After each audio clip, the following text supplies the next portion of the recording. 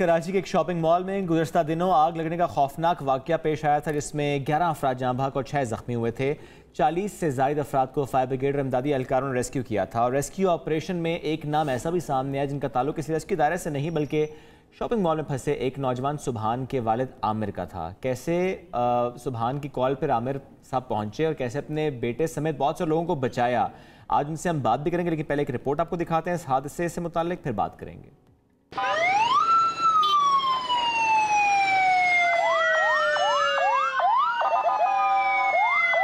कराची में जौहर मोड़ के करीब शॉपिंग प्लाजा में हफ्ते की सुबह लगने वाली आग में 11 जानें चली गईं। उस रोज इमारत में फंसे कई अफराद में कोरंगी का रिहायशी सुबहान भी था, जो कॉल सेंटर में ड्यूटी पर मौजूद था। आग लगने का इल्म हुआ तो सुबहान ने फौरन फोन पर अपने वालिद को इत्तला दी। आमिर फौरी अपने बेटे की मदद को वहां पहुंच गया। आमिर का कहना है कि कई मुश्किल मराहिल तय करते हुए उस फ्लोर तक पहुंचा जहां बेटा और दफ्तर के दीगर अफराद फंसे हुए थे। अब्दुल सुबहान कहते हैं कि आग लगने के बाद बाहर निकलने का रास्ता नहीं मिल रहा था। एक लिफ्ट बंद थी जबकि सीढ़ियों पर धुआं ही धुआं था। साथ मौजूद अफराद की हालत भी बिगड़ रही थी।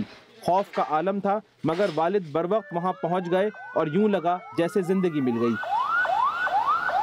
जहाँ स्टेयर्स और एक लिफ्ट थी जो रात में ऑन होती है वो बंद थी। थोड़ी देर 15-20 मिनट हम लोग रुके हैं तो लाइट भी चले गई, धुआं बढ़ने लगा। उस वक्त तो जहन में तो यही आ रहा था कि हमारे पास कोई और ऑप्शन नहीं बचा अभी तक। वालिद साहब जब सामने आए तो एक तो अलग ही खुशी थी, एक नई ज़िंदगी मिलने वाली बात थी। सीढ़ियों से जब हम लोग पहुँचे, हमारे को सांस आना मिली, हमारे को नज़र आना शुरू हुआ, तो उसके बाद हम लोग आहिस्ता आहिस्ता नीचे गए।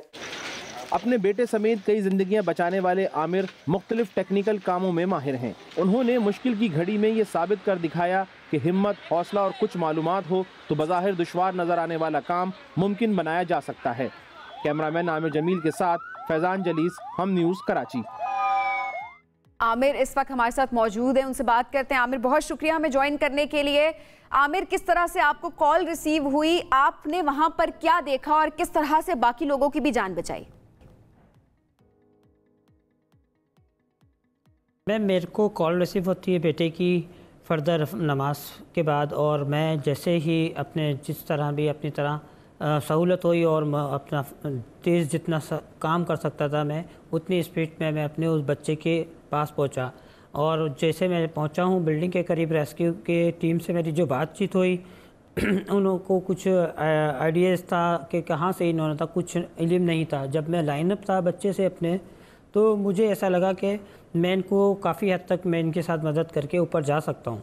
तो उन्होंने कहा कि आप कितने माहिर हैं, क्या कर सकते हैं, ये लिफ्ट ओपन कर सकते हैं? तो मैंने कहा बिल्कुल कर सकता हूँ, और मुझे कुछ टाइम लगेगा और मैं ऊपर इंशाल्लाह पहुँच जाऊँगा। तो बोलने लगे आप रब्ता करें पहले बच्चे से और बच्चे को जो है बात करें और उनसे लोकेशन गाइड करके मुझे हमें बताएं। तो वो चीज़ मैंने सब चीज़ें करी, और उसके बाद ऊपर जाने के बाद उन्होंने लिफ्ट का कहा ऑपरेटिंग हमें नहीं आती है। मैंने कहा लिफ्ट की ऑपरेटिंग मेरे को आती है और बेहतर कर सकता हूँ मैं, मेरे को सिर्फ सपोर्ट की ज़रूरत है आप लोगों की। उन्होंने कहा ठीक है, आप वेलकम, आप ऊपर जा सकते हैं, मोस्ट वेलकम।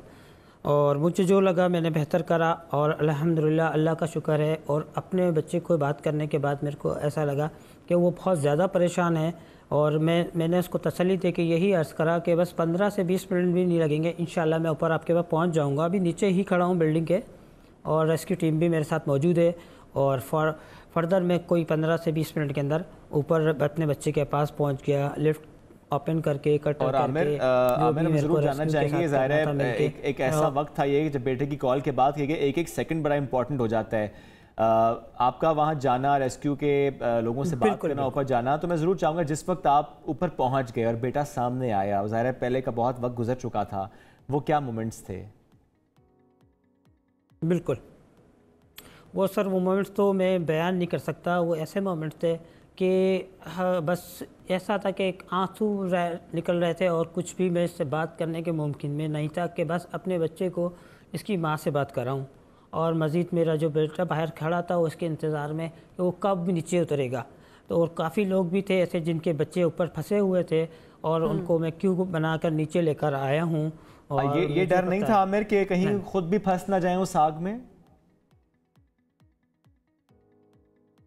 सर उस चीज़ का खौफ आया ही नहीं, क्योंकि जब मेरे अपनी औलाद के लिए गया था, और दूसरी चीज़ें मैं काम कर रहा था, मुझे बिल्कुल एहसास नहीं हुआ कि मैं किस समंदर में कूद रहा हूँ और कैसे काम करना है मुझे।